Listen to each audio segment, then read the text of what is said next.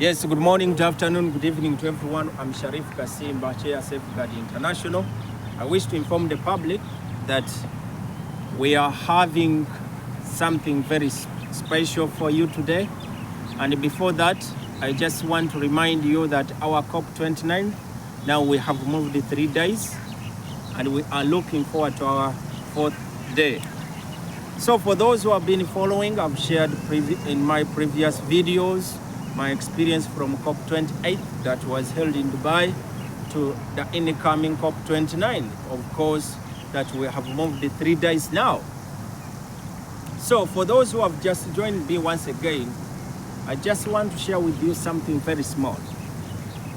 When you follow the previous COPs, the current one, that is COP29, there is something common, and that is climate financing. When we look at climate financing, we are seeing a situation that we share a common goal, that is climate change. We come up with the strategies of the climate, of minimizing climate change in our countries. We don't consider whether poor or rich. We consider all countries. What does it mean? We are implementing same systems as discussed in these COPs.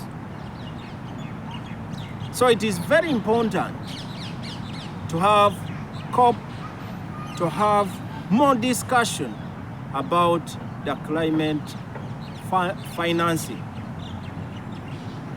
For those who have just joined me, ask yourself, what is climate financing? Who is responsible for what? Now, when you come to this platform, you can be able to learn without paying a single coin. Because for us, we are volunteers. We are passionate to sustainability. We are passionate to climate change. And we are passionate to ensure that the public is well informed about the climate change and at the same time climate funding. Now, when you talk about climate financing, of course, it deals with funding essentials to fight climate impacts. This is done by supporting both. One is the mitigation. Mitigation deals with reducing emissions. When you check, another one is the adaptation, that is building infrastructure that are low carbon emitted. So it is very important that you must get to know who is responsible for what and who can contribute towards this climate financing. You can contribute, I and you, but mostly we consider the key players in this financing, and the first one is the governments. Your government, not the government, of course, the developed countries. And those who are poor can be able to contribute as per their standard. Financial institutions, take an example, World Bank, and other financial institutions around the world. And also private sectors. When you talk about private sectors, you now come back on board. That it is not only for governments or financial institutions. Even us in private sector, we can contribute to climate financing. Now, we do this all to see that the developing countries and poor countries can be able to cope up with the developed countries to combat the climate impacts. It is true that climate change is real. And it is not for developed countries or poor countries, but also middle class. Meaning it is for everyone.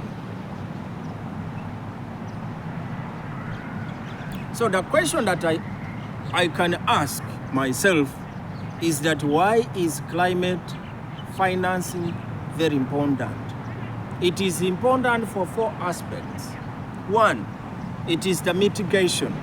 Mitigation comes as a result of implementing programs that will be able to help the community, countries, name it, to over-rely on fossil fuels that can release high green emission gases into the atmosphere, leading to climate change, and instead they can be able to resort to clean energy.